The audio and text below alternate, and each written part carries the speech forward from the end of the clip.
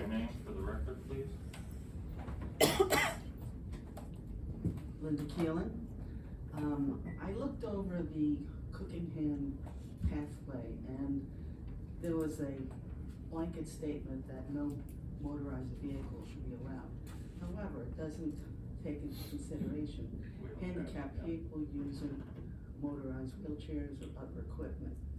So that should state, I feel, the specific things that should not be on there, like these electric bikes, anything going more than 5 miles per hour. It should be rewritten. Yeah, And the other thing, it should have, some benches where people can sit when you're traveling along, especially if you're elderly, you need to sit. You also need trees so that there's shade for people. And when you do benches, you need to have wheelchair accessibility on both sides. Yeah, we've struggled with that, Linda. The problem is, it's a farm, it's gonna be sold as a farm, so the bench that is, and to remind people, there are only certain portions of the trails that will be on property we own. Other portions of the trails will be on property that the farmer owns. And so we don't wanna have a bench in there that's gonna become an obstacle. Okay, so we thought about that carefully. It would be great to have benches there, but again, as a reminder, once we get this bridge built, there'll be lots of benches. How much of the with them. property does the town own along there? Basically what's gonna go to the farmer is, north of Willow. Once it's transferred, we won't own the property under the trail without easement. We will still maintain it, we'll own the access. It's a public access. Is it a agreement. paved pathway? No, it's not. It's stone dust. It's not paved. No. And get ruts and, And it has. yeah, And it has. okay. Okay, thank you, That's Linda. my statement, change it. Anyone else before we get started? Okay. Thank you very much. Mary, are you ready? Okay, why don't, do you wanna just start out and tell us what this event, what you're doing? That'd be great. Absolutely. Okay. Thank you. I'm Mary Herron. I am the head coach of the Red Hook Sea Raiders. It's a summer program, part of the Duchess Ulster Swim Organization, or DUSO. There are 8 teams total that are in the league. Each team has about between 100 and 200 swimmers that participate in the programs. And each year a team has to host. Typically, the Ulster County pools, or side of the teams go to the Ulster County pool. Last year with the drain broken, we weren't sure if that was going to happen, so they pivoted to Dutchess County and Red Hook was first up. So we are hosting all 8 teams, about 800 families will be in town on August 2nd. We've done it before, we did it 7 years ago. It's a pretty well-oiled machine. We have tents that we set up behind the tennis courts for all the teams, so they have shade, somewhere safe to be. The events that happen inside the pool, that when we are swimming in the pool, there's only 6 swimmers in the pool at the time. We have lifeguards that staff the pool, a first aid station that's in the pool. Really, we have spectators benches, but once a child swims, then the spectators typically go back to the tent to be with their families and their team. I'm trying to think of what else. We have a few vendors that are coming just to help with feeding all of those people, because hungry swimmers don't make great swimmers, or hungry people. And then we've been working on the parking situation, so we will all overflow. So we have a majority of the parking happening on the Red Hook Pool property. We do have a couple of spots that we would like to take on the backside behind the tennis courts for the swim officials who are in charge of making sure that all swims are done legally. So they will get those spots behind there, and then we will block off, I believe it was 30 spots we allowed for, out of the 64 patrons that would still want to use the rec park that day. We spoke with the police department and the fire department, so both are aware of the event. Because Linden Avenue is considered a county road, the Red Hook PD cannot, well, I don't wanna say cannot, but is aware of the event, but won't man the road. But we have many first responders on the team who will be directing traffic for us. They'll have the high-vis vests and or t-shirts on in order to direct traffic. Traffic will really only be from the hours of 6:30 to 7:30, because warm-ups start at 7:30, then traffic should really cease for most of the day. And then we'll have more traffic again at the end of the meet, which, as long as there's no rain delays, should end around 4 o'clock. So really from 4 to 5, we'll have traffic again on Linden Avenue, but again, we'll have people directing traffic.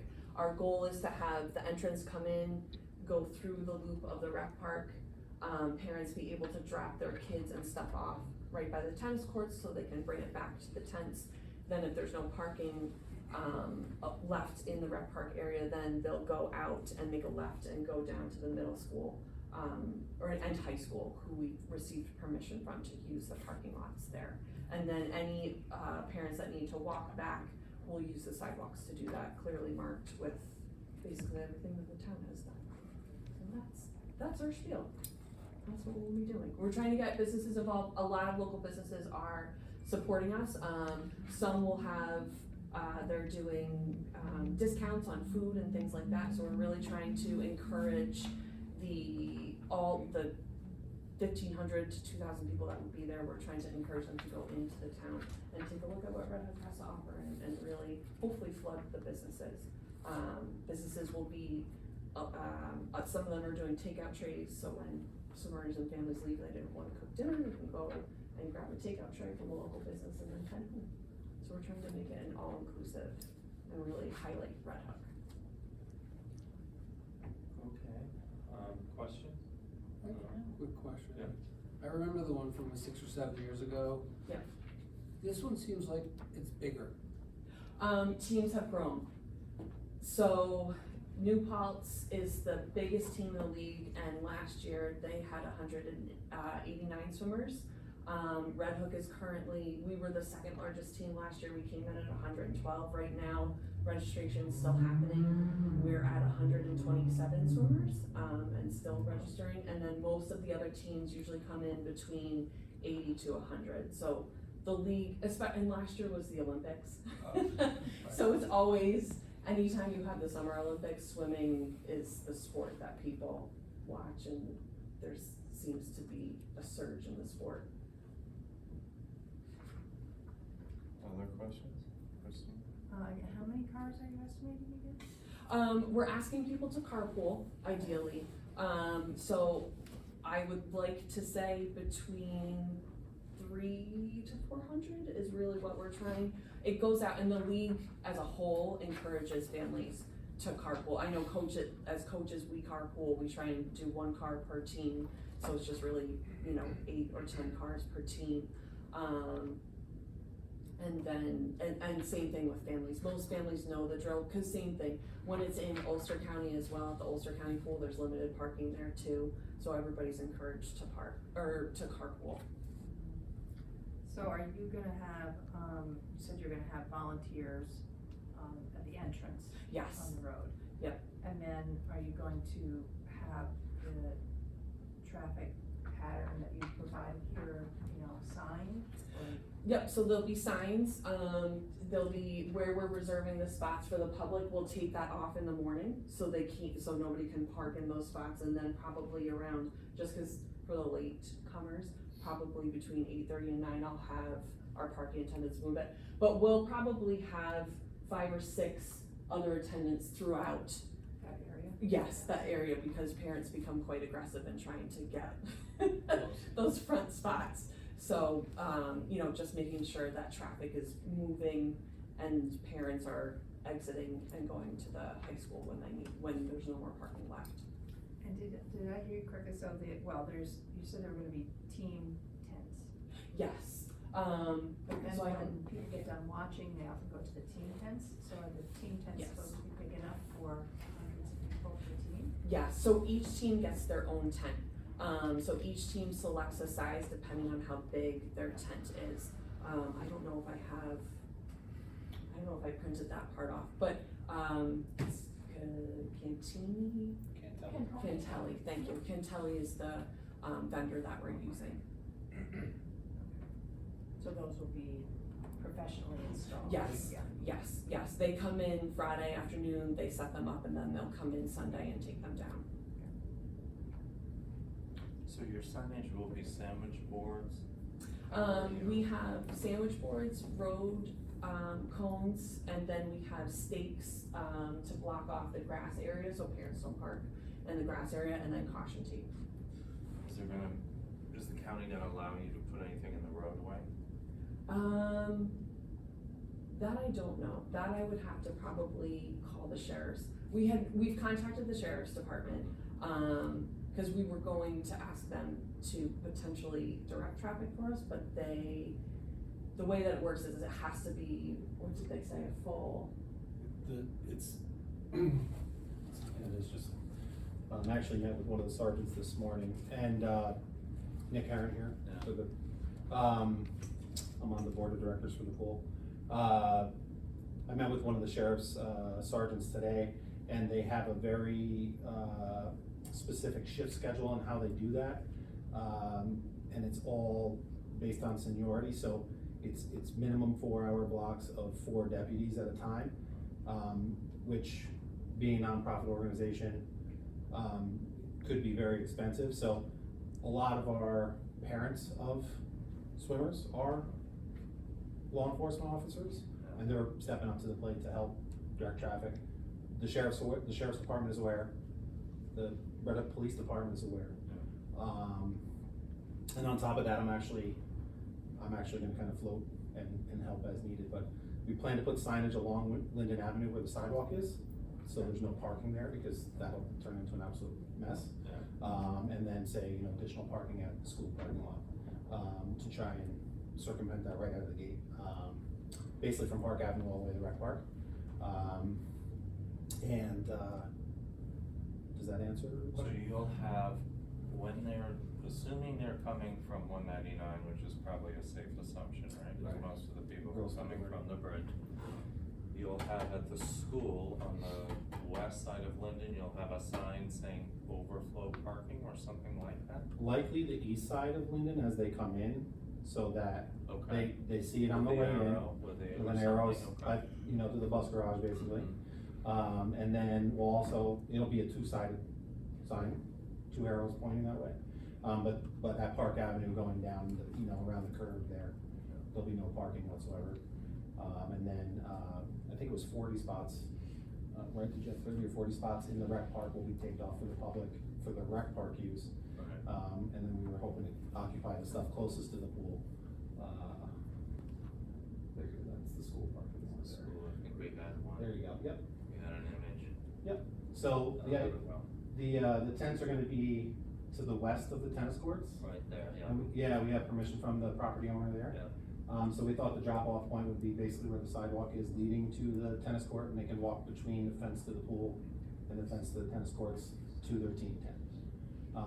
And then the front area of the pool, where the telephone pole is, if anybody's familiar, there's a telephone pole Mhm. and a little bit circle there.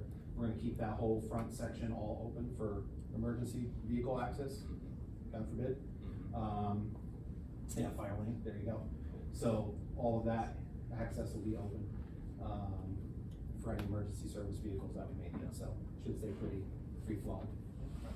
I mean, it's mostly signage, I would think, that would be important here, signage and waving people on. What you don't want, obviously, is people to stop, roll down the window, ask where to go, because you don't have time for that. right, And it's gonna back up on the southern portion of Linden, which is a bit of a curve yeah, down. yeah. And just go over, you said that the majority in the morning would probably 6:30. be in and be done by like 7:30. Yeah, Yeah. 6:30, cause swimmers are in the pool at 7:30, so most families are gonna be getting there probably 6:30, maybe slightly earlier if they wanna try and grab the open spots that are there. But by People 7:30. leave through the day, or do they pretend to stay all the way to the end? Most families will leave, most families will stay for the whole day, cause we have relays at the end, so that's when all age groups come together at the very end. I would say maybe 100 people will leave throughout the day if their child's not swimming at the end of the meet. Okay, and you said the end is about 4:30? Yes, yep. As long as there's no rain delays. If there's rain delays, then that would just push our timeline back depending on, if we swim through the rain, if there's thunder, then it's a 30-minute block every time they hear thunder. Lightning, we all go to our cars and it's delayed until the storm passes through. Or if you're past meet number. Yeah, if we get through a certain, event, through event 62, then we can stop the meet completely and then we're done and we declare it for who's ever winning at that point, Yeah. which hopefully is us. And then, I'll just add something, sorry. Keep in mind that all of the overflow parking could technically leave through the Linden Avenue School and Right. high school. Yeah. So really, the Linden Avenue traffic is really gonna be the stuff that's parked at the rec park and the pool complex. So the gross majority of anybody leaving at that time, you know, they're all gonna be nomading up the hill to their car, but then they'll likely just pull right out of the school parking lots onto 199, heading back to wherever they hail from. Thank you. Are the guests aware of the distance between the high school and the pool, just sort of knowing how far they're gonna have to walk? Yeah, yep, so on Thursday, we do a walkthrough with all of the team reps, so they come through, and then we have this posted on our website too. So any parent knows, and there's also a DUSO website as well, where all 8 teams are on, so DUSO is also gonna post this. I also have a meeting this coming Monday with all of the coaches, in which I'll go over this with them as well, so they can be crystal clear to their parents to just keep moving, don't argue with the parking attendants, please, and and that's why we have the drop off, so they're not walking their 8-year-olds down the hill for I don't know, for a mile maybe, and it's just one parent doing that.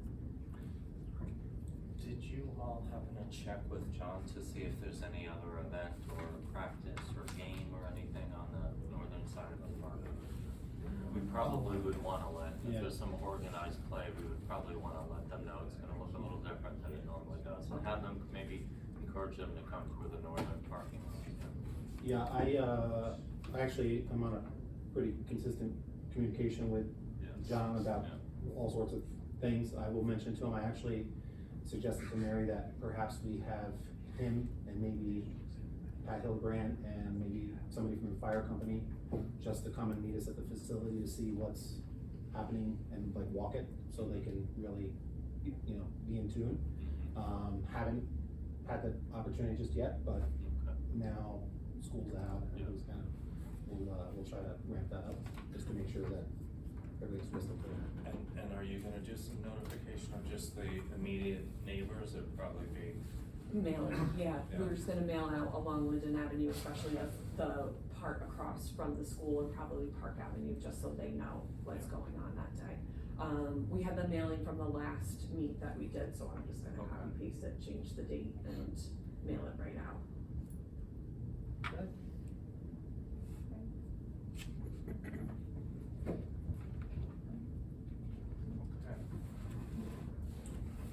and one of the conditions is you win.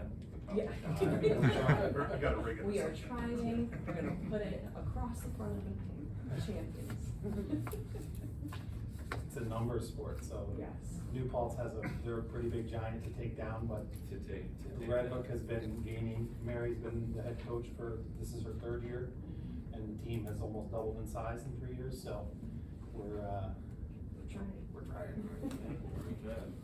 All right, so a lot of deeds, as the kids like to say, on, communications. And we didn't discuss porta potties. I mean, we have, but, do you wanna just talk about that? Because that's important. I think we wanna make sure our septic system is overwhelmed. You Yes. have arranged for, We have 8 porta potties, for swimmers and families. We have a trailer bathroom that has 3 stations, and that is for coaches, officials, and parent volunteers. That's our bribery for parent volunteers, is that they get to use the nicer bathrooms. There's a wash station, at the porta potty station with the 8, and then the pool facilities has 4 stalls total, 2 in the women's bathroom, 2 in the male bathroom. And that will just be for lifeguards and or emergency, any sort of emergency that could potentially happen, that the pool house will only be for safety staff. Everybody else is either using the trailer bathroom or the porta potties. And we're using Superior Sanitation, they're coming halfway through the day to do a clean out, restock anything that has to happen. And then, yeah, they're delivering Friday and picking up Sunday. Okay. And, for ADA, they'll use the facilities that are Yes. currently in the building. Yep, so there's a ADA compliant, bathroom right inside the fence of the pool that anybody that needs that type of bathroom would be able to use. Okay, folks, Do you have a sound system of any kind that you're gonna be using? We do, so we have a DJ that's coming that makes announcements, he'll be right inside the pool, and then he has speakers that go throughout, where all the tents are, so any sort of announcements, any emergency announcements can be heard, by the patrons that are in the tents. Then the pool has a separate sound system as well, and then the officials, have their own sound system that has, a buzzer, so you can hear any sort of announcements that have to happen there. So we have 3 means of communication, and then also we're providing walkie-talkies to officials, lifeguards, and the people running the event, so the Red Hook representatives that are running the event, so we can be in constant communication and not have to run from one place to another. But, and your speakers will be pointed like towards your event to keep the sound. Yep, so there'll be internal. some pointed towards the pool and then some pointed away towards the field where the swimmers will be. The tent area. The tent Yes. area, yes, sorry. And that'll end at 4 or 5 o'clock, it's not. Yeah. Okay, we should probably mention that in the letter To the, oh, yes, yep. and you're, I'm sorry if you mentioned this and I missed it, you have some people associated with the fire company or EMS or whatever, but are you going to have like an ambulance or a fire car or something on site, just in case with all those We people? have asked, we haven't had much of a response or a solid response, which is why we're trying to get a meeting with the fire company and the police department and John, so we can go over that and they can decide what they wanna do. The fire department acknowledged that the event's happening, Yeah, that's, yeah, but I mean, up to 2,000 people. yeah. you We know. have we have lifeguards on staff, and we have, the pool director is, a lifeguard and a pool operator. The assistant pool director is also a lifeguard and pool director, so we do have, Right. the trained lifeguards on staff who are trained in first aid, and then, Sure, I'm thinking more of the spectators. yeah, Like, for example, do you guys have an AED in? Oh, yeah. Oh, you do? Oh, Okay. yeah. Okay. yeah. Yeah, cause if it's, hopefully it won't be this hot, but, you know. Yeah. that's- Retired EMS captain here, Yeah. former EMT. There's actually less risk, it sounds crazy, other than like tripping in the grass Yeah, in this event than there is in a regular, like a regular community day pool. yeah, There are only 6 swimmers in the water yeah, at any time. And then we're gonna have an abundance of staff, yeah. lifeguard, trained first aid staff, for anything that would pop up, it's, barring, the only thing we wouldn't handle in-house is broken bones, but Yeah. that'd be no different than if you tripped in your yard. Yeah, for sure, So, for sure. but as far as like any of the basic first aid stuff, we're gonna have that well covered.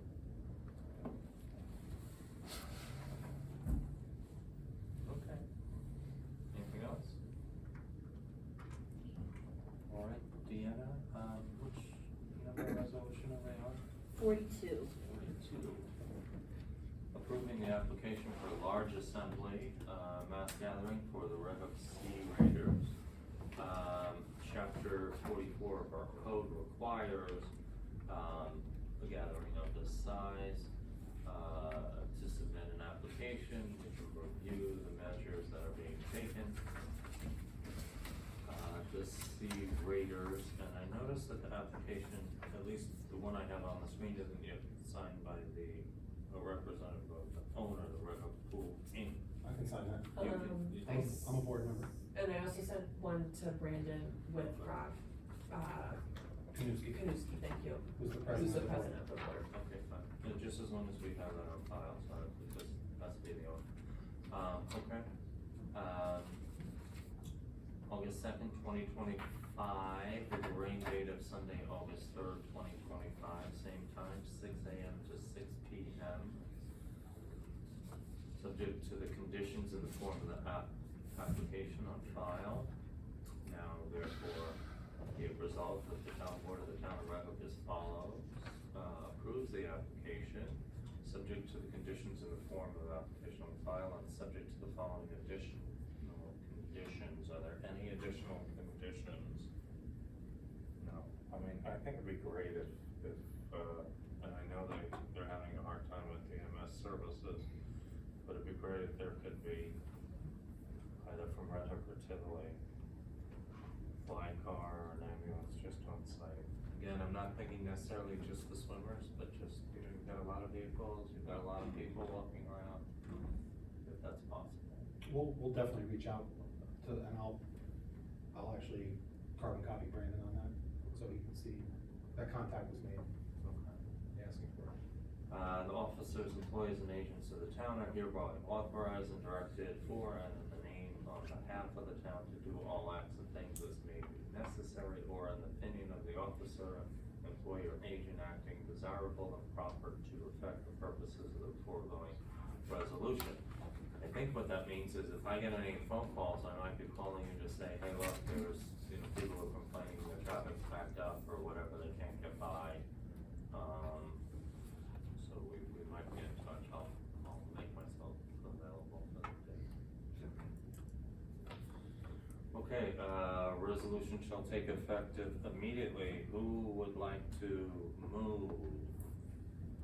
Move it. Okay, I'll do it. Second. Second. Further conversation, folks? Discussion about it? Good luck. Thank Thank you. All in favor? Aye. Thank you very much. Thank you very much. All right. We are moving right along, Rec Park Bridge to Cookingham. Oh dear Lord.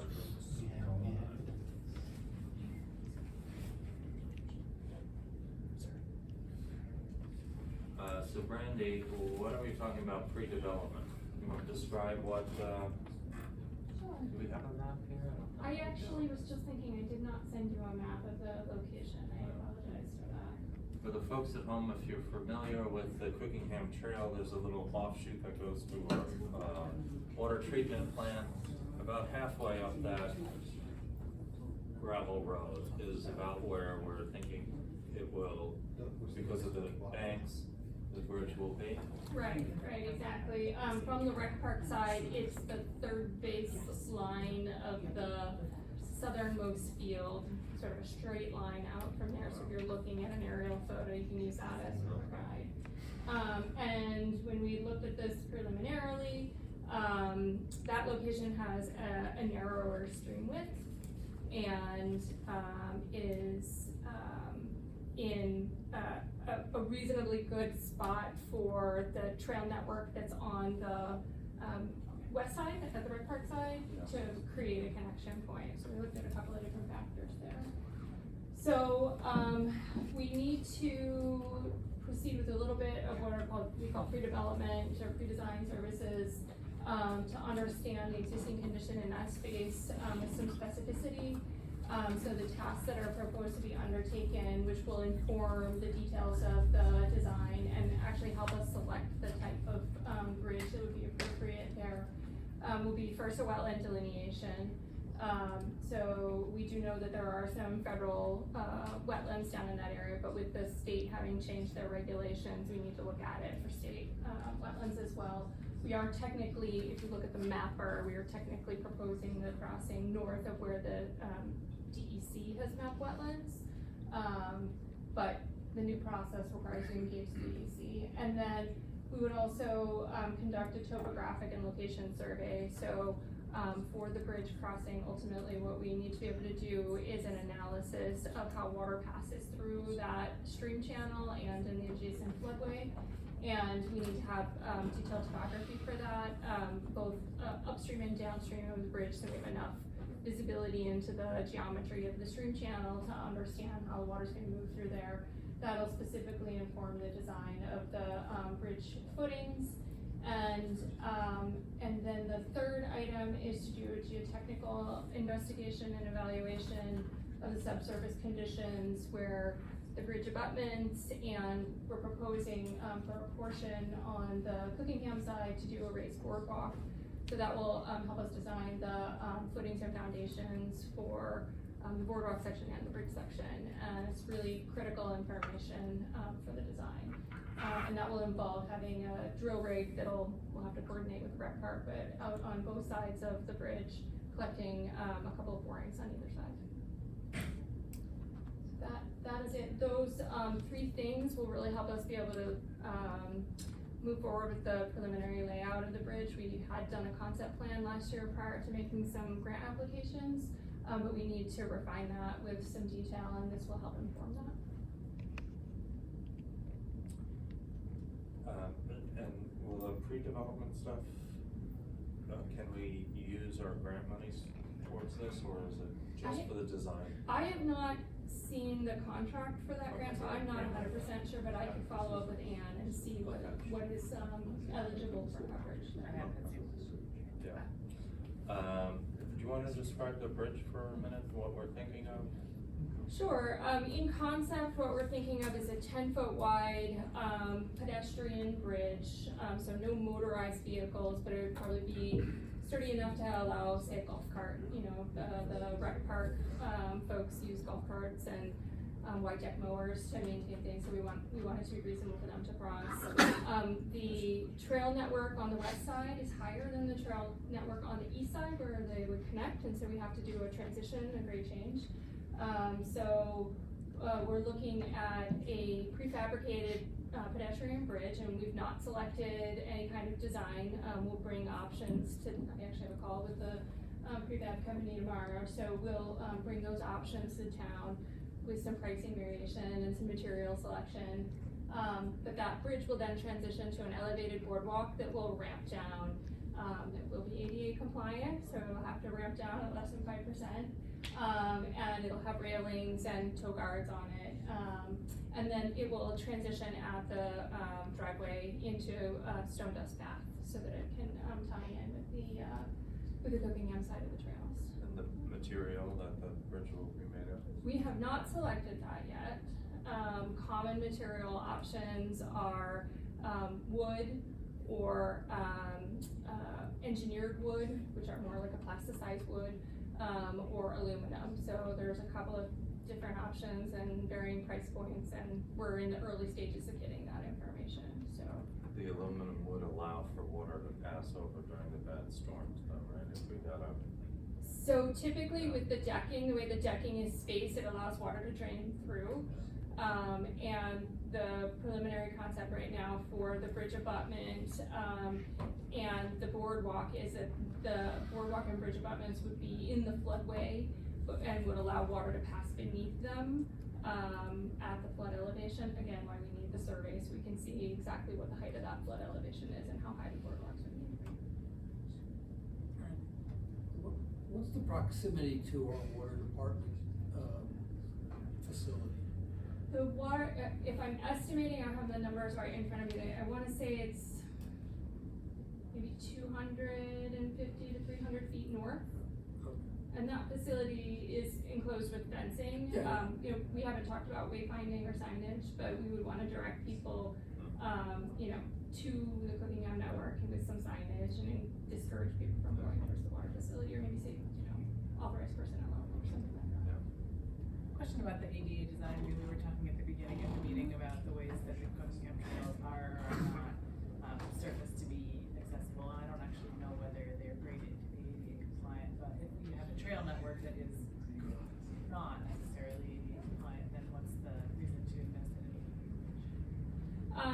So that's a good discussion to have. Right now, the trails on the west side, in the rec park are ADA compliant. So, you know, if someone wanted to park on the Cookingham side and cross the bridge and come over to the rec park side, we'd want it to be ADA compliant. When we get to, you know, actually selecting the bridge, you'll give us information on, useful life based on the different options. Yes. Yeah. Bridges generally though, we are generally designing them for 75 years. And so we're looking ahead, that's part of what our hydraulic analysis will be to like look ahead at future flood events, cause you don't wanna have to replace a bridge in 20 years, you want it to have a lot of longevity. Yeah, and I'm interested to hear when you said, you know, how high does it have to be and how high does the boardwalk have to be, because we know from previous rec department reports that there are often trees come down in the creek and then there's, you know, flooding. Yeah. So we would want to not make the bridge be, exacerbate that. Right, absolutely, yeah. And sturdy enough On the to other hand, we don't withstand. want a bridge that's going up like 35 feet in the True, air. it's a balance, it's a Right. balance for sure, and, you know, it's something we have to look at because of the grade change between the two banks, it's not, the creek is not in a cut bank where we just span across it, there's more of a floodplain on the east side. Any other, questions for Brandy on this one? Okay, we don't have a resolution, we just did this task order by motion, to approve, professional services engineering service contract for, pre-construction services, T&D engineering and landscape architecture. So moved. Second. Okay. The estimated cost or maximum cost would be $44,000, $13,000 for survey, wetlands, $6,000, and geotechnical investigation evaluation, $25,000. Okay, we have a motion, a second, all in favor? Thank you very much. All right, moving right along. Community solar, spoke about that. Briefly, we had, essentially two bids on this. For a community solar project, this is a little bit on the small side, so we didn't get as many bidders as we had hoped. It did come in within our budget, if you will, to make sure that this will be a financially viable project. And as a reminder to the folks at home, we received quite a bit of money from the Clean Energy Communities program towards this project. For all the other projects that we've done, we earned quite a few points. We are looking at $275,000 that we received in grant monies towards this. And so, we need to keep it moving. There's a queue and there's a process, at which point you need to continue down the line. With the project done, we wanna have this project completed before the end of the year. And then 2 years ago, that was separate from the, other money we got for the, valuation piece of our, that sections. No, that includes the, We got a second one for the that. Caesar study, that was 100,000 and 175. Oh, okay. Yeah, the For 100,000, the that's what I was thinking of. Caesar study and then the interconnection, for the folks at home, if you've heard me talk about this before, the financial viability oftentimes of, solar projects relates to how much does it cost to connect to the grid, what does the utility require of you, when you're connecting. This project, the interconnection costs were, rather modest, which makes it work. The same is true of the one that we have, on the village well field.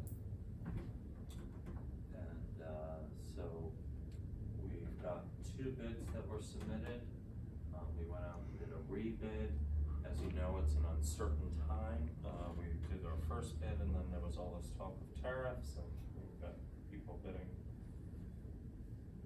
conditional on tariffs, and of course we can't do any, we can't respond to something like that, so. Randy, you wanna let us know, anything about these bids before we go ahead and move forward? Sure, so we provided a summary letter, summarizing the bid and, completing a bid evaluation. And as you said, there were 2 bids that were received. Both bidders, had complete packets. The apparent low bidder is Harvest Power LLC at, $1,816,320. As compared to Renewa Energy, which was $2,328,603. We had contacted, references, and we, have reviewed, the qualifications of the bidder and the bidder's packages. And we find that they are complete and in conformance with the bidding documents. Any award would be contingent on receiving, an executed agreement with the, selected bidder, and, appropriate insurances and, bonds that are necessary before one would proceed. Okay. Very good, and as a reminder to the folks at home, this would be our second community solar project. If you joined the original one back in 2019, you're probably feeling very lucky. You've heard me talk during budget season. The average house in Red Hook pays about $660 or so in town taxes. If you joined that project back in 2019 and you have an average usage in your home, you're probably saving that amount of money, perhaps even more than that, had you joined that, because that project was constructed when energy pricing was lower, and also there was a different valuation metric by NYSERDA. So what we want to do is take this time to just sort of manage expectations. You should expect, if you do join this community solar, to have some savings. Those savings will be more modest, could be in the order of 10% off of what you're paying, which is typical for community solar projects throughout the Hudson Valley and New York State. But it's not going to be like that one that was constructed several years ago. So, okay. Any further questions? We'll have to get stuff from the folks at Harvest Power. So depending on how the board, decides this evening, what we would do is we would issue a notice of award, to the apparent low bidder. With that, they have to send back to us their insurances and form of agreement. We would work with the, town's attorney to make sure everything is on the up and up, and they meet all the town's procurement requirements. And then, with that, we would follow up with a notice to proceed that would actually, allow them to commence the construction. The bid process did include an outlined schedule because of the, requirements to be completed by the end of the year. So we need to, revisit that with them, but I would expect that they would get going on construction relatively quickly. Yeah. And they will provide a schedule, and we will share that schedule with you once we have it. And is remind me that the deadline at the end of the year, is that for our grant funding? No, so the deadline for it's not for the grant funding.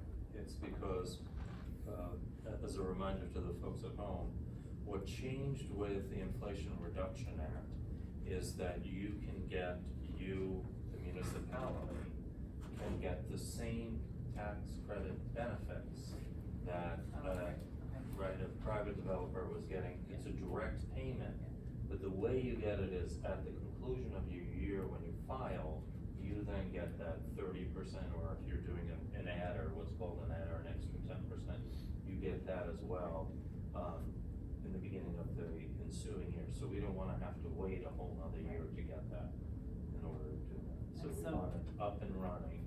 In the event that there are delays in construction, like what recourse do we have if it turns out that they're not able to complete that? So in the bid documents, to emphasize the importance of meeting the deadline, we included very high liquidated damages. And so there would have to be some very extraordinary, force majeure condition, that, would keep them from being subject to high level liquidated damages. Okay, we have a resolution, let's take a look at the resolution, shall we? Approve award for Cookingham Community Solar Project pursuant to notice of public bids back in May 12th. The size of the community solar array is 749 kilowatts, it's 1,000 kilowatts. Enough to do perhaps about 90 households worth of energy for the folks at home. It's located adjacent to the Cookingham Farm property, west of Route 9. Specs were prepared by our engineer. Seal bill bids, were opened and read on May 27th. The bid of Harvest Power LLC in the amount of $1,816,000 for the project has been determined to be the lowest responsible bid for such work as specified in the specifications on file with town clerk. The town board hereby authorizes the supervisor or deputy, if unavailable, to accept the foregoing bid and execute a contract in such form as provided in the specifications. And I would just add maybe conditions that provided it meets all legal requirements, both on behalf of the municipality and on the solar developer, and that the information is provided in a timely manner so that we can continue with our New York Sun NYSERDA program. And this is resolution 43, Deanna? Yes. Okay. Now that we have some sun, who would like to move it? I would like to move it. Thank you, Jake. I'll second that. Thank you, William. Any further discussion? All in favor? Aye. Very good. All right, we are moving, maybe not right along, but we are moving. I don't know how this matrix is gonna look, Brandy, but let's go. What's that? Oh, it's so tiny, I'm so sorry. It's pretty tiny, right? Yeah, get your hand lens out. Maybe we can zoom on one section at a time based on what, funding Oh, we're there. you Oh, want good lord, to yeah. discuss. Well, it's something. So, I mean, to be fair, we condensed like 250 pages down into 11.5 by 17 sheets, so, there's only so much we can do to summarize the information the state puts out. Okay. I do apologize So- that it is so tiny. So the good news is they've consolidated. Several years ago they did this. The bad news is that you have to sort of figure out which ones you want to apply for, do it all at the same time. Correct. And we are in touch with several applications in certain programs and not in others. But as your memo to us said, there's less money than previously That's correct. set aside in the budget. Yeah, so the summary that I've provided the board, is derived from the, application guidebook that the, state puts out, which summarizes all the various programs across all the various agencies that are participating in consolidated funding. I have for you guys the 6 programs that seem most relevant to things that you're working on now. In some instances, there are programs that you have already been successful in funding. Julia, for instance, I didn't include smart growth planning because you got a grant last year and, you've got the comprehensive plan underway, so no need to look at that one again. When you get through comprehensive planning and need a zoning grant, you go back to that program, so we would put that back on the list. So there are a number of different, programs to be highlighted.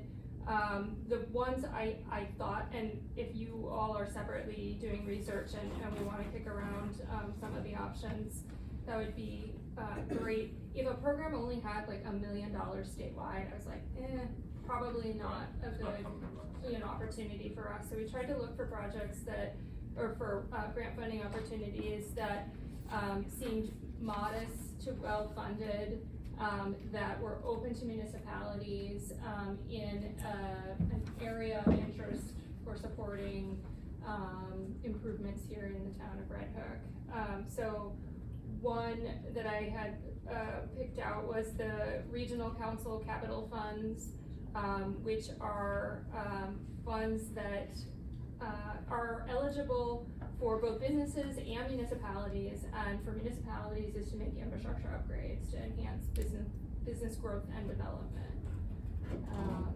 That one has 60 million available statewide. I have a column on the far right side called match requirement, so that's just something for you guys to keep in mind. When we put the applications together, we'll come back to you in a couple of weeks, and in the resolutions, we'll have put together an estimate of what the grant amount is and spell out what the town's match requirement would be, so that you've got that for your planning purposes.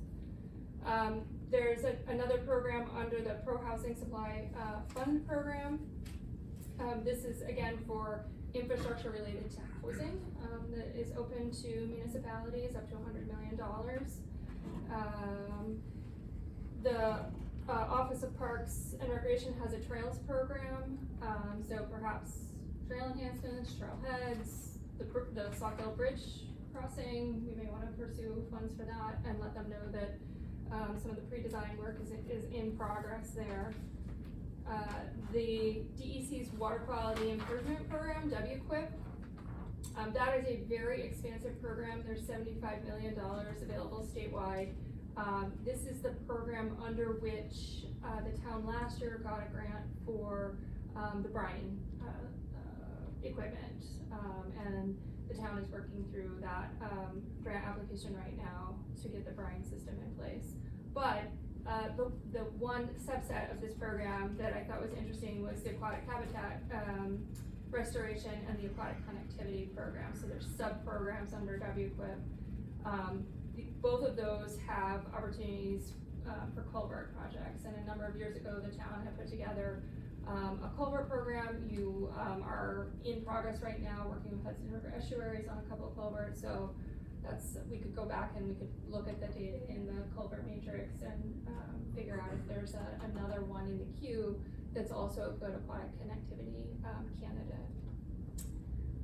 There's the Climate Smart Communities Grant Program. This program is geared, in two different arenas. One is to help you implement some of your Climate Smart Communities goals that are maybe around energy use or energy efficiency. The other half of the program helps communities address problems associated with climate change. You have a number of neighborhoods in the town that have had flooding problems that are attributed to increased rainfall events. Forest Park's one that we've looked at in detail. We've got all the preliminary engineering for that, so there may be a project that could be potentially funded out of that program for the town. And then lastly, I think you all have gotten a couple of these NYSERDA grants for clean energy and clean communities. I am less tied into your work on that, but the Energy Committee may have raised that one for you. Yeah. Well, Okay, and the deadline is July 31st. July Deadline 31st. is July 31st. What would be ideal would be if you could, in the next week or two, let me know what applications you're interested in. In the past, we don't have any applications that I think are eligible for cloning, which is what we did last year. We had some applications that were not successful in the prior year. We were able to clone and then modify and then make them successful in last year's funding round. So that's great that we got those grants, but it doesn't leave us anything in the hopper from 24 to bring forward to 25. So we'd sort of be starting from scratch again. But if I can know in the next week to 2 weeks, then we would work with you to pull the resolutions together, get the application content prepared, and put the budgets together and any of the sketch plans that are necessary. Randy, do you,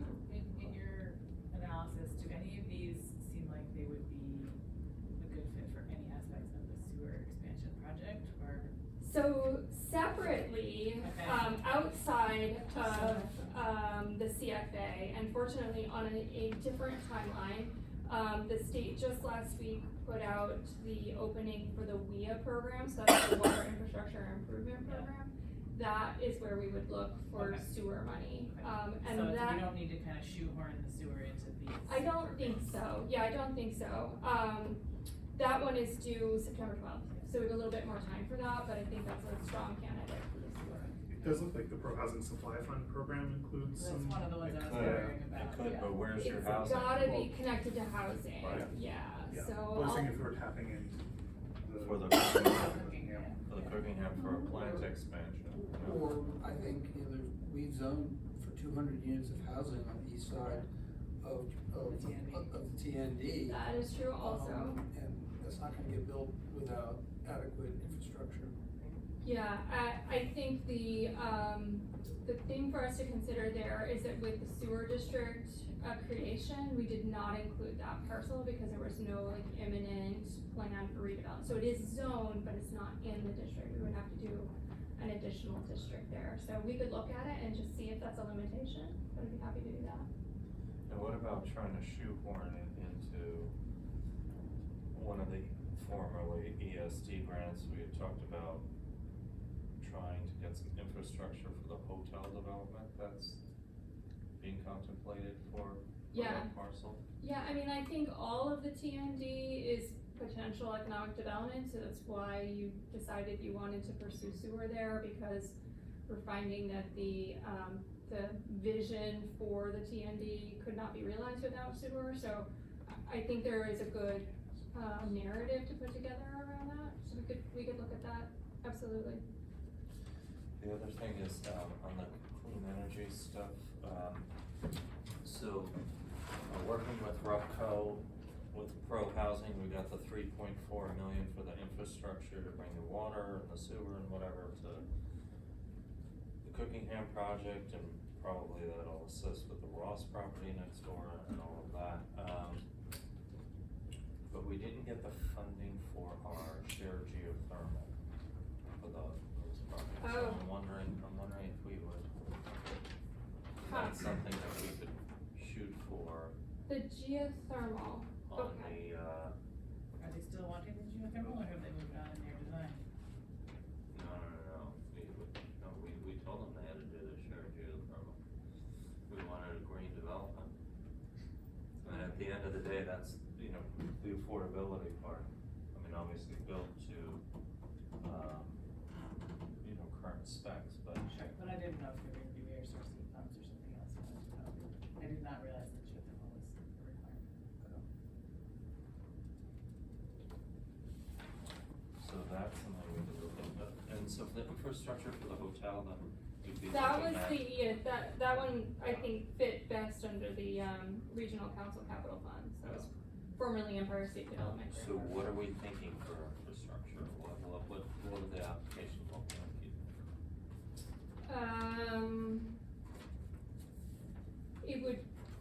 It may be something we would need to do jointly with the village, to extend water Okay. and Water and sewer, yeah. okay. And if we did that, would that be for the benefit of a single property, or once those lines are run, would there be the opportunity for other properties to tap in along the lines? Yeah, I think we wanna look at it in terms of that whole commercial district has the potential. Yeah. Yeah, I mean, we've already, heard when we did the district formation from Hannaford that, they would prefer to be on a municipal Yes. system. So you have an anchor entity there. So it would really create opportunity, I think, even for the 5 Old Farm Road property, the Ross's property there. I know that's a tight fit for them to achieve their development goals without sewer. Do you want me to look a little bit further into that and get back to you on that and see if we think the potential is good there? So a couple things, you said we couldn't clone, so you think salt shed is out for WQuick? The amount of money that the state is putting towards salt sheds is less than $1 million statewide. Forget it. Yeah, and last year their grants were like $100,000. Okay. I mean, tried for the bridge before, right? On this, or, no, we tried on Parks, we tried for Rec Park West, right? We did, did yes. that one. This one sounds like it would go with the Yeah. bridge. Rails I mean, program, I think, is a good Yeah. candidate for the Sock Hill Trail Link, I yeah. think we should, I mean, if we let them know that we've got the Greenway brand. Yeah. Are we far enough along in design that we would be competitive for this grant this year, you think? I need to have a conversation tomorrow with the prefab bridge person, but that was the reason we had set up the call, was Yeah. just to see what they could get us as far as like conceptual information and budget, cause budget is really the thing that we need. So, Yeah. I'll have more information by the end of the week on that. And by the time they award, by the time we get the contract, you know all this, Yeah. right? But we'll be in a good position. What else, folks, let's see, Culvert, Forest Park, Yeah, I think I've had battery 3 or storage. 4 people email me about climate smart communities in Forest Park, so I think we're all thinking that may be a good candidate. The highway superintendent and her team are working on that first initial phase, but there is a much more extensive improvements through Forest Park that were originally proposed, and I think if we get too much bigger, it'd be a lot for Teresa and her team to bite off, so. Yeah. True that. Battery, sorry, Oh, I'm sorry, last year, if I recall, we created the district for the sewer. Mhm. Was it a WIA grant, or was it a municipal, the intermunicipal? It was an IMG. IMG. Yeah, cause we did it jointly, And, yeah, and they nixed it, but right. can we apply again? We absolutely can apply again. And that deadline, I recall, was much earlier last year. Yeah, the state has had like 1.5 funding rounds, so it's like on a non-even cycle, it's sort of been rolling through the year. So this year it's September. Okay, 'cause Yeah. last year was like June 14th or Right, something. right. And they had an earlier round like in February or something, so it's been very inconsistent, I'm not sure what's driving their schedule there. But we have plenty of time to look at WIA. I can circulate this to you, I just printed it, today before the meeting, but, you know, they have funding for both clean water projects, which are wastewater treatment, as well as, drinking water projects. So I think for sewer, we'd be focused on the clean water project. And I think also what you have this year to help support the WIA application is that you've just finished that drinking water source protection plan with the health department. Right. That's a great box to be able to check, like, we have identified the aquifer as something is really essential for the surrounding community, both the village and the town, as well as Bard's drinking water supply. And so the sewer helps us prevent septic contamination to that aquifer, and that is one of the things that's identified in that drinking water source protection plan that you prepared. I mean, it'd be great if we could do the water. Like, extend water Infrastructure, line. Yeah. extend the water down there. I mean, Okay. even the neighborhood there. Yeah, Jefferson that's true, neighborhood could probably. like, all the way down to Hannaford Drive. I mean, water extension fall into that regional planning capital? Yeah, well, think about it, it's hotel, event space, Mhm. housing, offices. For the folks at home, that property that was for sale for many years, south of Hannaford, sold a few years ago to an entity that builds hotels, and that's their intention.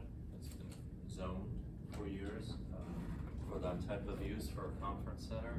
Think about what we're not able to do now, have a wedding, have a venue, of certain sizes, do lodging, of any significant, amount. So that is being contemplated for that property. Obviously, we wanna make sure the infrastructure is solid going up and down 9. Yeah, I think we need to have a conversation with the village about capacity, make sure that they'd be willing to take on excess capacity. We can look at, how far we would extend that water service down, and then it's fairly straightforward calculation to calculate the additional demand that would come out of that extension. We could put that information to the village's engineer. If they're fine with it, that would be the sort of critical pathing, is we would need their, because they are the source of that water, we would need their okay that they could take on that So then would we fold in creation of the new well, so we put aside a little land for the village? Yeah. So they can do the new well there on Cookingham, so there could be sufficient water. Would we fold that into an application Oh, and make it a joint application? we're thinking on the fly here, so I don't know. hold me to anything that Yeah, we're yeah. discussing right now. Well, one thing that the village has had in their capital improvement plan and has talked with us about as far as a joint, project is the valve system Right. that allows us to pump in two directions and share water, Right. more so than is, that we're able to now. They can send water to the town, but the town can't send water back to the village, so, that may be something else to consider, either under OWIA or under the ESD funds, yeah. Yeah, I would think with the hotel development, I think that it would be an attractive application for regional development. It may make sense too, to speak with the county about kind of what they're seeing on the south side of town, since they are, running a small water system. I can never remember the name of that, neighborhood. Jefferson. Jefferson, yeah. They've got that small water system there. It's not always ideal to have like a tiny, it becomes very cost prohibitive to only have 20 or 30 houses on a tiny water system, so. Well, I know that they're not always happy with the quality also, it'd be nice if we could, take a look at that, see if that. And generally, your applications are stronger when there's multiple entities applying. It shows the shared services and collaboration and efficiencies, you know, from a lot of different standpoints. So good for the users, good for the communities. Okay. That sounds like enough to keep you busy. Keep us all Do busy. you have the level of clarity from us that you need at this point, or? No. I have a little bit of Absolutely clarity. not. I'm gonna get back to you on a handful of Absolutely things not, here. but I do think, I think we all think that we should apply for the bridge though, right? Yes. Is that fair to say, that that should be one of the applications, okay? And then we'll look at what we can do at the Cookingham, look at what we can do at the proposed hotel site. Well, I think I would, and maybe we're saying the same thing, but I think, I'm just thinking about the TND infrastructure generally. Yeah, yeah. In support of the whole district. Yeah, okay, absolutely. So, But the thing that will get their attention is that they'll be servicing the business district and this tourism is mentioned here. So I think that they'll be interested in the hotel and event space. I'm just thinking timing wise, so typically applications do include an authorizing resolution from this board. Are you anticipating having both of your July meetings? We are certainly gonna have 2 July meetings. Okay. We've got a lot to do in July. Okay, We're gonna have to reschedule right, the first one. okay. We are. We're not gonna have. Not gonna be able to do the 8th. So I'd like to ask you to take a look at the 15th for your first meeting. We'll do the 15th and the 23rd. Okay, yeah, so I would just wanna make sure that we had applications far enough along and authorizing resolutions for you for that meeting on the 23rd, so that we can include in the packet.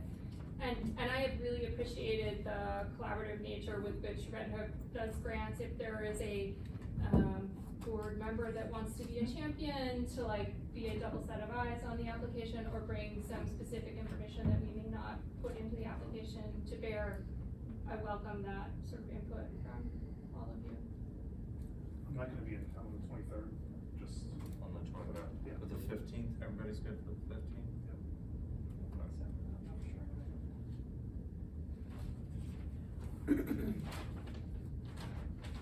Yes, sure. Yep. That works. Okay, before I forget, I'd like to make a Check motion. the town hall. What's that? Check the town hall availability. I don't have that Tuesday. calendar right here. Third Tuesday, I think we'll be okay. Tree committee meeting that night, the conference. Tree committee? Okay, It's, then that's, okay.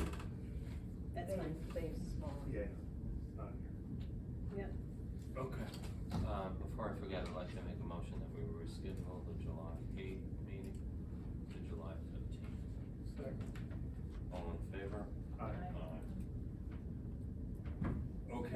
And then we have something rather particular. Are we finished with it? I think we finished discussing Brad Tupper trains. Yeah, Yeah, yeah. we'll go. We will get started All of the, immediately. all of the above. Yes. Okay. We'll work on those, after the meeting. Where are we? Sit down. Last thing. So I hope, yeah, okay. Is this the one we want to talk Yes, about? okay, that's what I brought also, so I was hoping it's the same. Okay. So, this is a task order, for, design services related to repainting the town's water tank. So Jana Valentine has been working with the water board and Paint Paris for the last little while. They've been going back and forth actually for a couple of years, trying to decide like when is the right time to either replace the tank or repair and paint the tank. And it looks like the tank, has got, quite a bit of life left in it if it is painted. And so, in doing that, what we would do is we would, put together bidding documents to have a company come in and paint the tank. The tank has to go offline, during painting. And so part of our design is to design an interim solution that will operate, on temporary tankage, with throughout the period of time that the tank is offline. So, it will be offline during the duration of the painting, and then there's an inspection period, and then there's a refill and disinfection period and testing, so it does take several weeks, and obviously there's not a backup tank, so we need to have that temporary tank in place. So that's what, this task order, runs through, is, the services for us to, work with the board to do the preliminary work that's necessary, to put the specifications together. That's, sampling the paint chips now, just to make sure that there's no hazardous materials associated with them, so that we can design properly, putting together the specifications, preparing, an opinion of probable construction cost. We have to do a design report, and that is so that we can do the permitting with the health department for this maintenance work on the tank. And then we would, bid the project as we've done with a number of projects with the town through our bidding website. We would coordinate the bidders and work with the town and the water board to, make a recommendation on a qualified bidder. That's the summary version. Design, permitting, and bidding, estimated cost $49,400. And just for clarification, it may sound technical, but it's not the town's water tank, it's the water district's water tank. That is true. This is the water So these costs are district. assumed only by the users as opposed to. That is the town correct, ones, yeah. yes. One small thing on page 4 is the spring, summer 2025, I assume that's 2026. I apologize, No, yes. it's okay, I just wanna make sure that it's not happening like. Yeah, Like like we're last going month. back in time to do that work. No, that is my mistake. I can't believe we were talking about 2026, so that's my problem.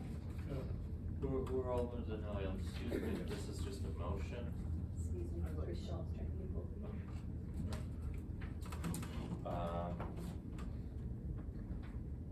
Do we have a resolution? No, we don't.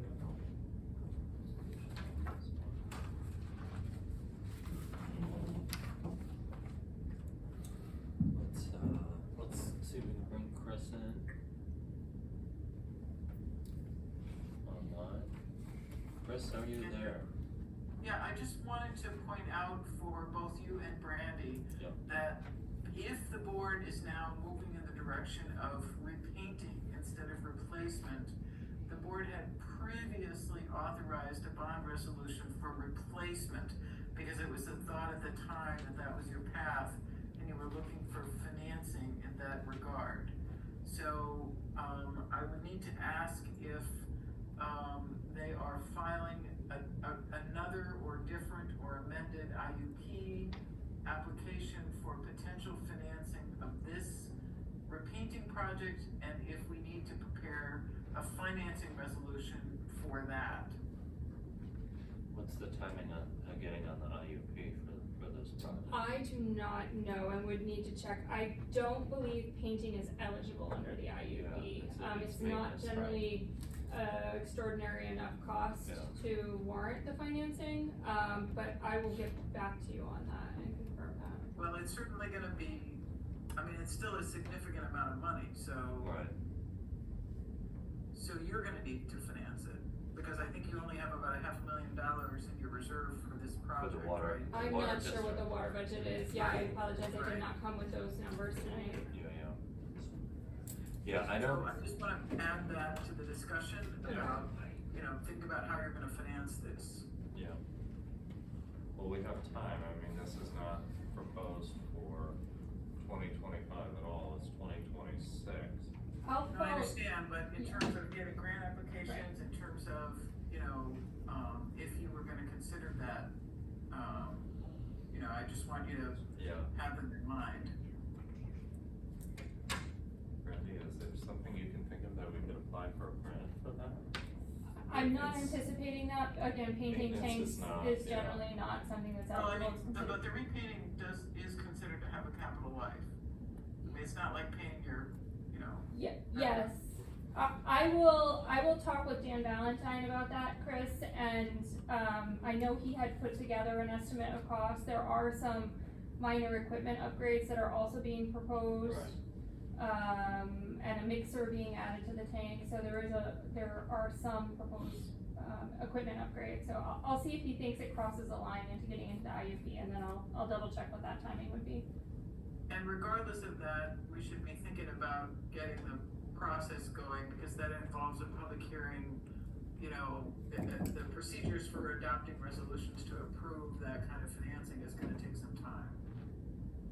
Yeah, my concern is if we go out to bid and we get a bid that looks not great, is the water board gonna go back and consider a replacement? No, Mr. Liaison says no. No, my participation in those board meetings, given the upgraded technology of the painting, they believe that the, useful life of the tank, if it's done properly, it's much more worthwhile to do that, given what the range is compared to a replacement of a tank. A replacement of a tank, I mean, they think, according to people who know, the painting of a tank now, if it's done properly with the upgraded new paints, they can maybe squeeze 15 years, even more out of it. So if you estimate, say, minimum 10, a replacement of a tank right now is upwards of $4.5 million. In 10 years, the way they're looking at it is in terms of financing over time, and as a finance person who's on our board, they feel pretty strongly that they really wanna go with the repainting and Well, we've got 20 some odd years out of it, 30. So. almost 30, right? Yes. Randy, in your experience, or I don't know, Dan's experience, is there a sufficiently large pool of qualified bidders that we expect a competitive set of bids? It's a fairly specialized field. It is very specialized, but there are a number of different, providers of those services in the area, yeah. They do a lot of municipalities. There's actually one here. I will follow up with you guys with some more details. We did just do a similar project up in the village of Philmont. I don't have those numbers, at my fingertips, cause it wasn't my personal project, but Dan was the project manager there, and he could tell you how many bids we had and, what the range of, bids were, and I believe it was pretty competitive, and they were happy with the work, and it's just wrapping up now, actually. And the village of Red Hook also just. Yep, they did just a had their tanks complete redone. paint job. That's correct.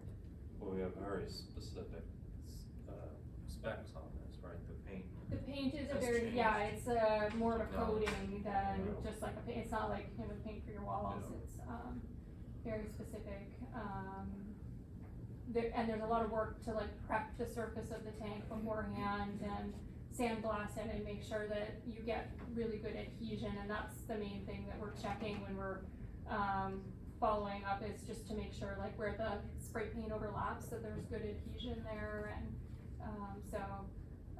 you are right, it's pretty technical in terms of Well, what's. and I think, you know, from my observation of the water board meetings with Dan Valentine present for one of them, was that when we had the company come and do the scuba diver go into the tank, the concern initially was, what is the condition of the steel on the inside? Mhm. And it was way better than they had anticipated.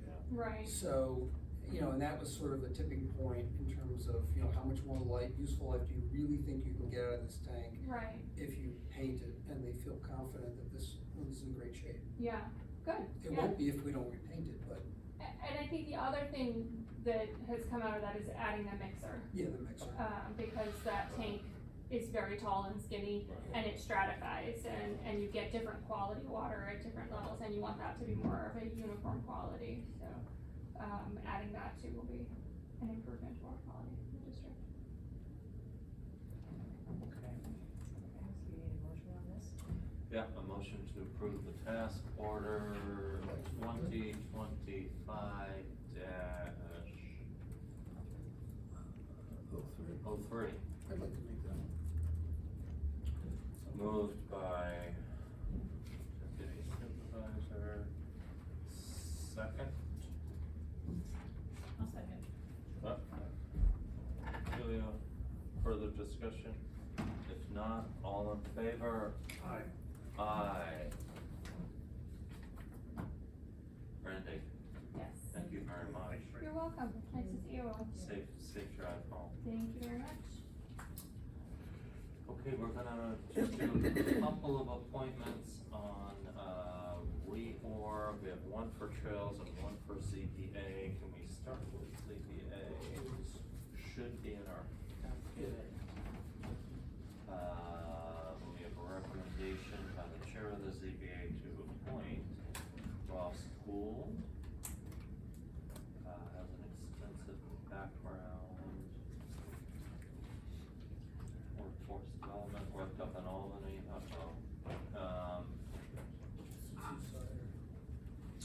community outreach. They've met, Paige, Did you get page one? yeah, Paige was in there. Yeah. So this is, let's look at our reorg page, shall we, folks? This is for the spot, but actually ends this year. The vacant one ends this year? It's the vacant one, right, which ends this year.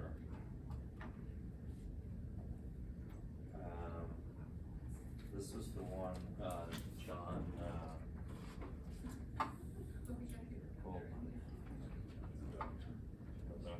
Bonavita, just resigned. So, it's a short term, 5-year appointments, 5 members, but we're gonna need it. I'd like to move that we appoint Ross Gould to the zoning board of appeals as recommended by the chair, for the term ending at the end of this year. Is there a second? I'll second that. Any further discussion? All in favor? Thank you very much. What did you just vote on? We heard nothing you said. We're trying to figure out what you just mumbled. We just voted to appoint Ross Gould to the zoning board of appeals as recommended by the chair of the zoning board. There is a vacancy that was just created by the resignation of John Bonavita Goldman. We now have, we didn't appoint Betsy Brower. Trails at a previous meeting, we forgot to do that, can we do that? There's a vacancy. That was created by the resignation of Melissa Cullen, I think, right?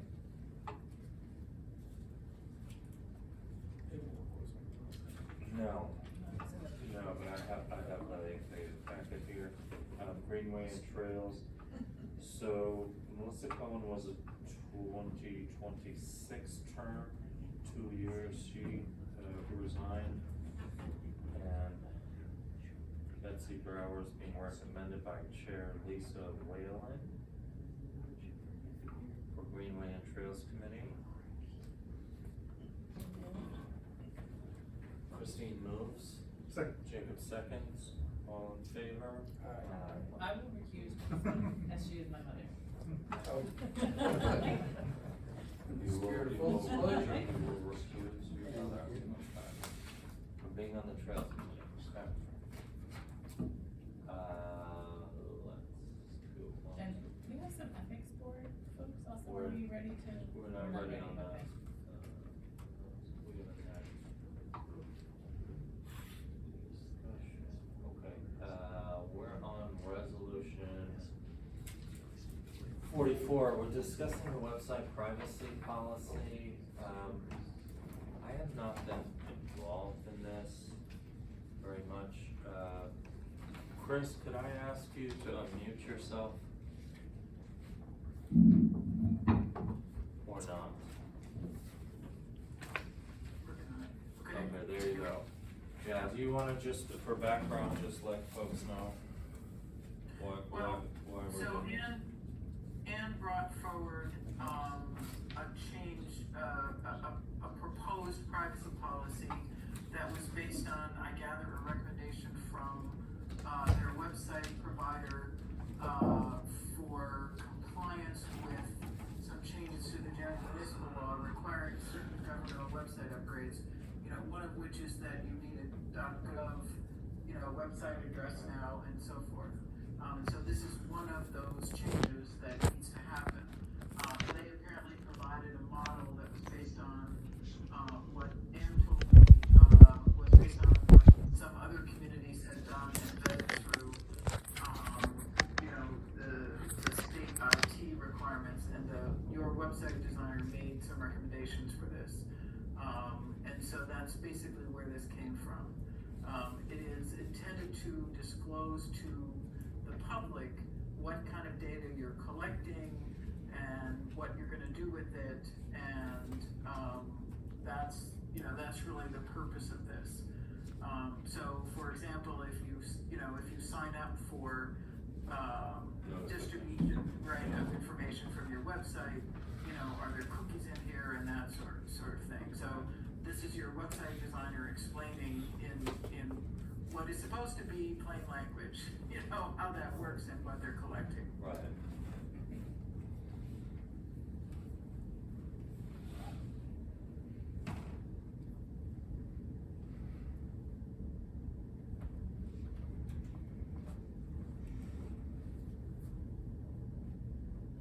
This is really for disclaimer purposes, right? We're not really adopting a policy as much as we are just putting out there what currently happens with this. Are required to adopt a policy. Right.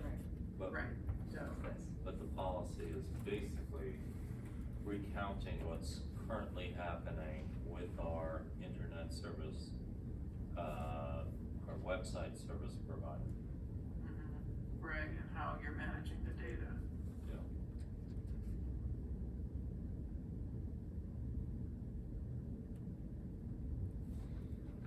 I mean, it's pretty straightforward. Do you feel comfortable with the language, Chris? Well, I talked to Ann about it, and she really is the one that spent the lion's share of the time working with the website provider. I mean, it really is a function of, I asked some questions about what does the website actually do with this information, because of course I don't know, so she's worked with them on this and feels comfortable that it reflects what they're actually doing.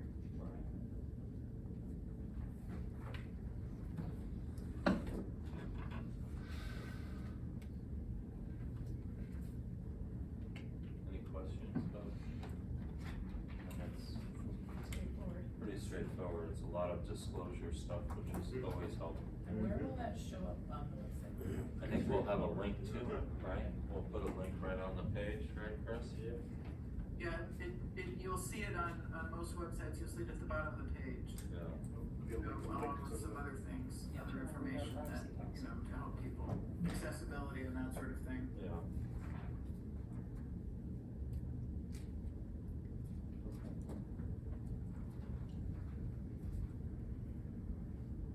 We're on 45, 44? 44. Adopted on June 25th, 2025. Any questions or proposed changes in the language? No? Okay, would like to move it? So moved. Thank you, Jacob. Who would like to second? I'll second. Thank you, Bill. Further discussion? If not, all in favor? Thank you. All right, we talked about the police services agreement several months ago. We were concerned with the language that during court that, per their contract, their CBA, there's a minimum amount of hours, which makes perfect sense. They come in and do a half shift or whatever.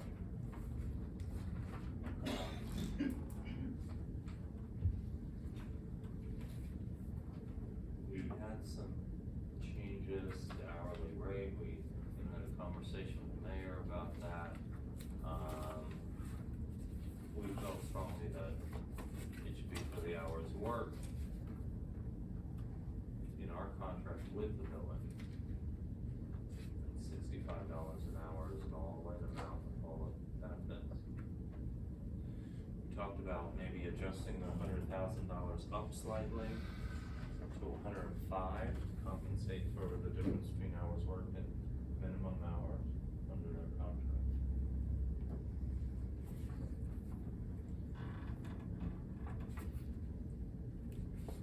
But that's not reflected here. The only thing that's not reflected is the 105, Okay. the 65, the change to the 65. Yep. Yeah. We have no control of whether it's overtime or not, so we don't have that in the contract. That would be, scheduling is all the village. I'd like to propose that we make that change to 105,000 for the contract year.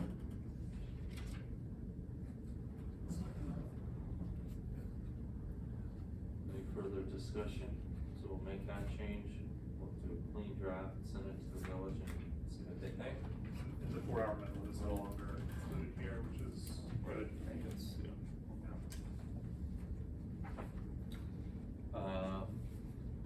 all in favor? Yeah, we like that? Okay. Make a motion here. Do we have a resolution? Yes, we do. 45 will pass it, hopefully the village will be okay with it now. Resolution 45, dated June 25, 2025, police services agreement between the village of Red Hook and the town of Red Hook is hereby approved. Who moved? Mr. Policeman? Second? Second. Thank you, Christine. All in favor? Aye. Aye, thank you very much. Moving right along, oh, look at that. I think we're getting there.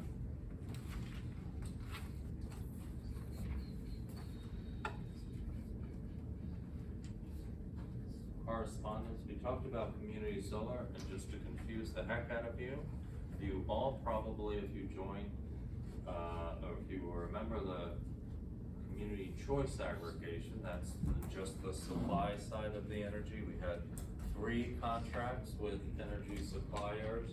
The third one is coming to a conclusion. You'll see the last, charges on your bill. You will be automatically, put to Central Hudson, or you choose another ESCO. If you participated in this program, they give you some options. You can also go on Central Hudson's website, if you'd like to look up a community solar project instead of waiting for ours, which won't be available for a while. And I should add, I don't think I mentioned, we awarded the construction, there'll actually be a separate RFP for, customer acquisition and management. So members, we'll start with our community, obviously.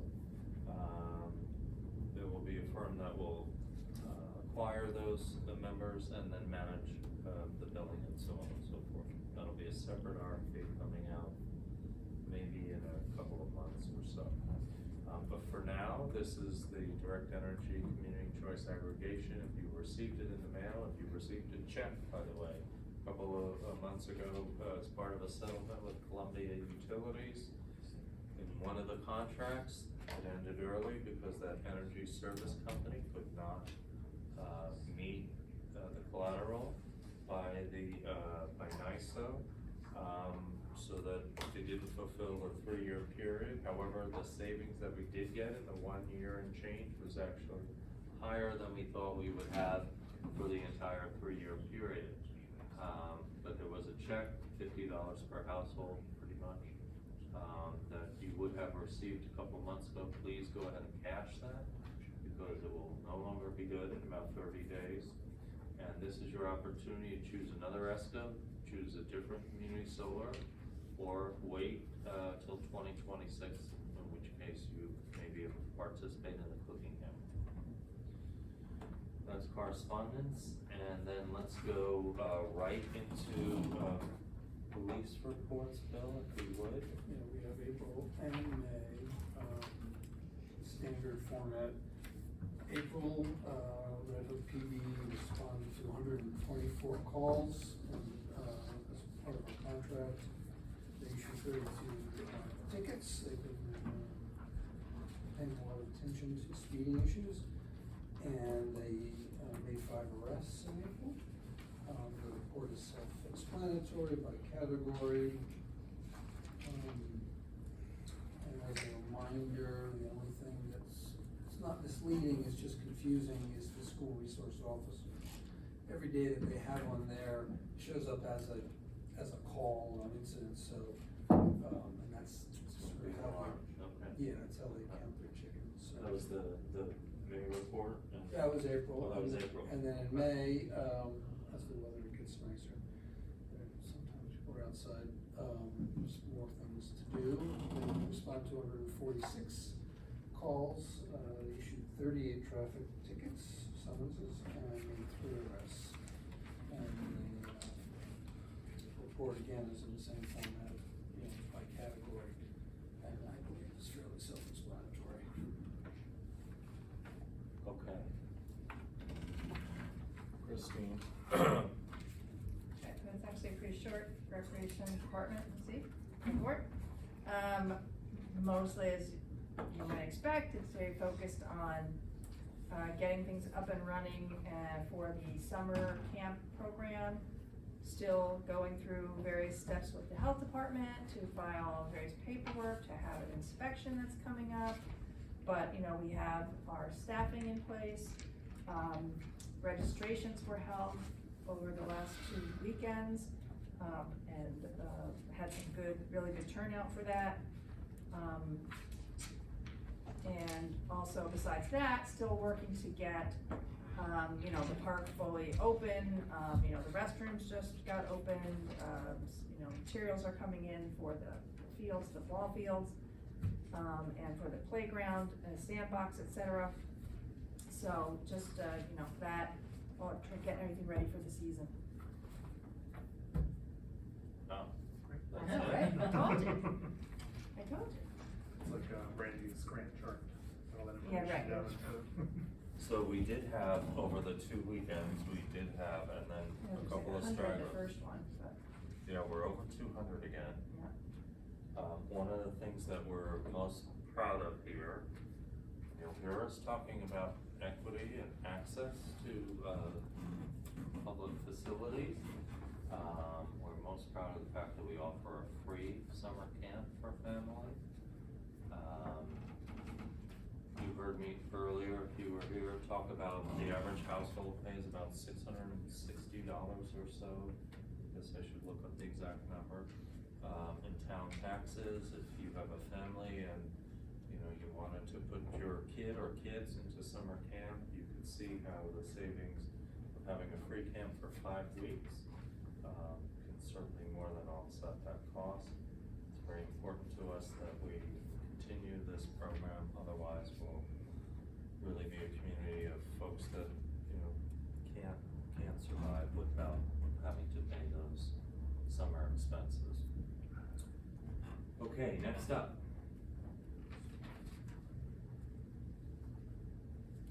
It's a long report. Water everywhere.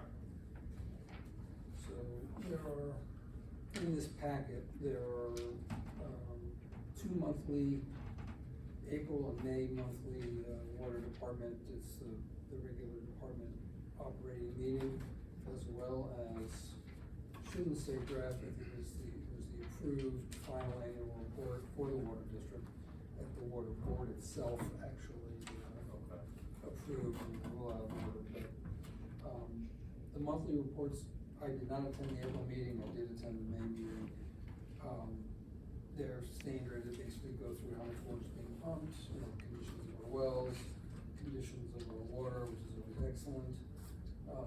And then sort of ministerial issues like supplies that are needed, whether filters, respond to, complaints of dirty water or, issues in the tank, the water tank itself. And in April for the April meeting, there have been some leaks. Our water, there are parts of the water department that are pushing 80 years old, and things break. So, which is why we have a big reserve, to help deal with that. And also the other issue is that as pipes get replaced, you know, plastic is a common, very sturdy and generally lasts forever, but we've had earthquakes, we've had other things that happen geologically underground. And so sometimes those things, you can't see what happens underground. And, they did have a couple of serious leaks that they've had to deal with over on Linden and Newport's Corner. But they've got that figured out and taken care of. The annual report is really about sort of issues the board have been dealing with, which we talked about before, whether to paint or replace the tank. Gives the financial condition of the water department in terms of, revenue, total revenue and expenses, as well as, what the reserve balances are for repairs, as well as total reserves. And actually, you know, we've been doing a pretty good job in terms of what our revenue is versus our expenses. So every year, they bank about 50 grand, into that reserve, so that when we get a big expense, like repainting the tank, it will, help take care of that. That's the income and revenue. If you scroll up, they leave the reserves balances, next page, I think. That's your operating expenses. What they, and also things like, the tank communicates electronically with the department for certain things, and they are gonna upgrade, they went out for bid, to a cellular system. Right. So that's part of the annual money that goes in reserve, and that's not a cheap, you know, endeavor to have that redone completely. It might be $35,000, so, but it allows the water department to deal with things remotely in real time, as opposed to necessarily having to go to the tank or going down to the actual plant and dealing with things. How are we doing on, suggesting a backup generator? We making any progress there? Well, I keep suggesting it, and I keep telling them there's grant money available. Would we lump any of these things in to make the tank repainting a larger capital project? Which is System things? upgrades? Yeah, there are. The generator, Yeah, the there. cellular communication, any of these? Well, I don't think the cellular communication and the mixer, I think those are like Okay. supplies. The generator, yes. That has a Yeah. useful life. Yeah, the generator, Maybe borrow absolutely. against that, but, I think part of the, trying to find the right word, part of the reasons that they haven't pushed hard to have a generator is there are really two kinds of tanks. There's the kind kind that you see, it's like a big water tower with it, you know, and then there's the kind of tank we have, which is a long cylinder filled with water. And the location of the tank, based on the pressure of the water in the tank, provides water through the pressure itself.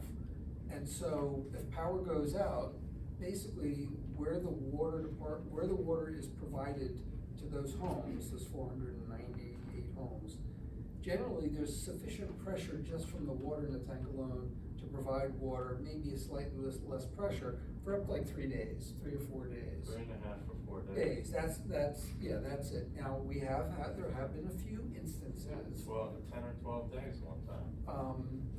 I think there are other reasons to have a generator regardless of that, which has to do with our well pumps and other things. As well as we are the backup water for Bard College. We recently did have a situation over the summer, over the winter break in January where we had to provide them water. And it was sort of what I would call like a real-time test. And I think, based on that, it would be prudent. But the generators that are needed for this kind of operation are large and expensive. Yeah, but I mean, we got grants, right? We But got the- the grant for this one here and the one. It's in like 3 times Peterson. bigger than this. I mean, Than this one. oh, they're huge, yes. We It's, should definitely put it in that grant. yeah, I mean, I've been suggesting it. If we're trying to get over Surprised it. if it was that much big, well, the community It's- center had a bigger one. It's than we did. a very big generator. So, and I've been a proponent of that, and I've been saying that we got grants for, replace our generators here. I think that there's, not full agreement on the water board itself about considering that they've generally been able to function with the pressure in the tank, for most outages. But I think what happened in January, I think it might have changed their minds a little bit. But that's something to continue conversations with them. I don't know what. When's that meeting? They meet quarterly, so they just have a meeting, but they'll sometimes intermittent meetings as needed. Well, grant deadline's the end of July, so we might. Bring up with that. Well, we just had the generator grant here earlier. or Oh, we that's could've right. asked them. I mean, maybe you can give us a ballpark idea of what they, we'll have to go out to bid for that. It's gonna I be think the one thing that people don't above that. realize is it's a particularly, specific kind of industrial generator, which is not the kind of generator that you think of like what we have here. It's industrial grade, and I think that they are considerably more expensive, and I think that's been one of the issues is the concern about using money from our reserve to do that. But I have said, you should apply for grants. Well, now you can tell them there's an opportunity coming right up. Yeah, I mean, I'll raise that with. I think they should pull it in. What about, Hank is making noise again? He's gonna retire. He's a spy, 94 years old. He turned 94 on Halloween. He turns on. No, he'll be 95 on Halloween. Wow. What are we thinking? Is somebody gonna step up on that board? There's 1 or 2 people. Timing is perhaps an issue. Based on their careers and what they do for it. Sometimes somebody has a plan for us, the timing of which we don't control, but yeah. I mean, we are blessed in many ways. Jerry's the deputy and, Jerry Gomez is the deputy, and.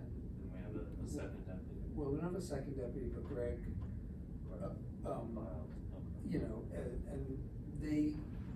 I've had conversations with the board in terms of succession planning on an emergency basis. Because people get sick, things happen. And both Jerry and Greg said that, when Hank first said he was gonna retire, there was a discussion about, there's some basic ministerial things like signing paying bills and doing things like that. That they certainly know it well enough that they could come in and do paperwork and things like that. Okay, well, as long as they're prepared to step in. But I was gonna say that we're blessed that we have a water department that Oh my God. runs very well. So much expertise on that. Yeah, part. and there's, and the, even our operator, you know, it's an efficient plant, it's well taken care of, we have outstanding water. It's not the most technologically sophisticated, operation, which makes it, But you know. sometimes that's better. Yeah, in this case, it does make it better. And I think the biggest issue that they have really is that the water department was done in parts. So College Park was done first, and then Linden Acres, and based on how that ages out, the district itself, how those parts age out, they're, you know, we're getting to the end of the useful life, certainly, you know, in places like College Park. And redoing your mains is not, inexpensive, you know, thing to do. And so that is the challenge for our water department, is that we do know, I mean, we have to deal with the tank, but we do know that, as things are starting to break underground, we're starting to see leaks and other things. You know, at some point, there's gonna have to be a significant infrastructure upgrade. It's the reality of the nature of this business. It might be easier and cheaper to just take a neighborhood and work on a whole Oh, I neighborhood think, you know, as that's, opposed to yeah. just mobilizing crews and so on and so forth. No, I think that's been the discussion, but on a day-to-day basis, you know, you get a leak, someone says, water's pooling in my yard, you go out, you find the leak, sometimes it has nothing to do with our department, it's to do with the homeowner and their property, but we do have to respond. Or the reserves, we spoke about the Yeah, reserves yeah. earlier, Yeah, it's Different over types. $900,000.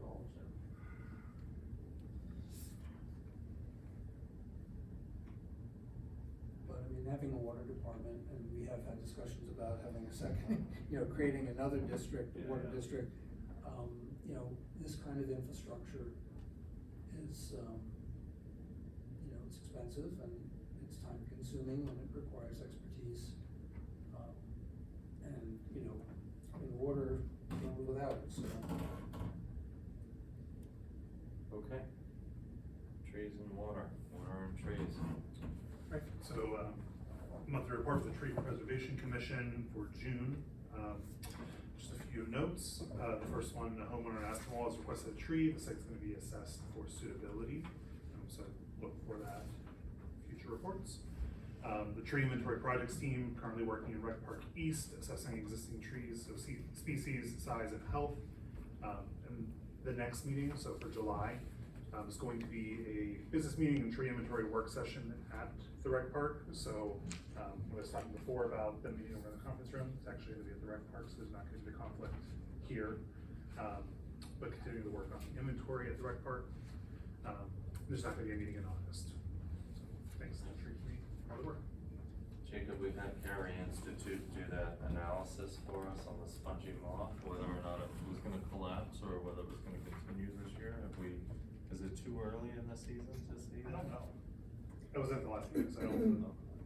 I don't think it was, there's nothing on here, discussions, I don't know if Linda knows, but. No. It would be. But remember, It feels like we see a lot more of them at this point. They would be here now. Yeah, I mean, you can see some, there are some caterpillars and there's some damage, but not. Not like it was. And it's supposed to be a few year cycle, yeah. You I know, think so we it's had it for a few years. 7 for 2 years. But I think it was like a peak of like 2 or 3 years that. Right, but the report this spring said, they looked at both sides of Cookingham and it was different from, right, because all those oaks, spongy moth-like, the oaks, okay.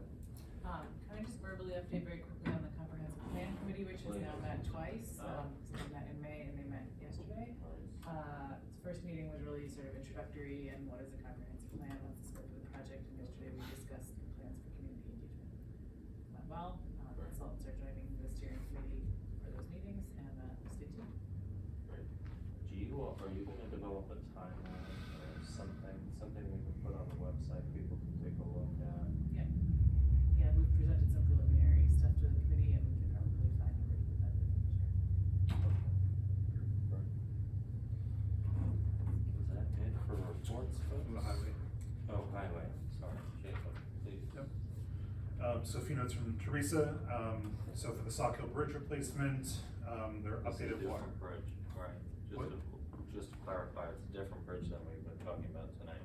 This is a road This is the bridge. one, Yeah. this is the road bridge, the one that we got. Yes, around. yes, this is The bridge over on from New York, right? Aspinwall, so this Yeah. is, sort of near 9G. Yeah. So updated water line plans have been submitted to the water department by the contractor, HVDA. They're waiting for a response for schedule, test bits, survey markouts. Highway department has uncovered a shutoff in Aspinwall Road to facilitate the process. Overhead utility relocation agreements have been signed. They've been working on easements, ordering landowners. The project is expected to be off the bid by this fall, so I think that'll be really exciting to do. I know we've been working on this for years at this point, so it's exciting to move this project along. Forest Park drainage, like we talked about before, the highway department compared a couple of approaches for cost-effective design.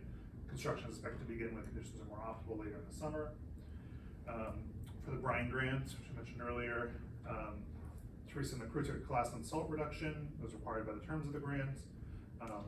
Teresa the foreman conducted a field visit to New York State Department of Transportation facility in Poughkeepsie to have an in-depth view of the brine process from start to finish. Also met with the vendor to discuss the equipment necessary to put a brine application program in place.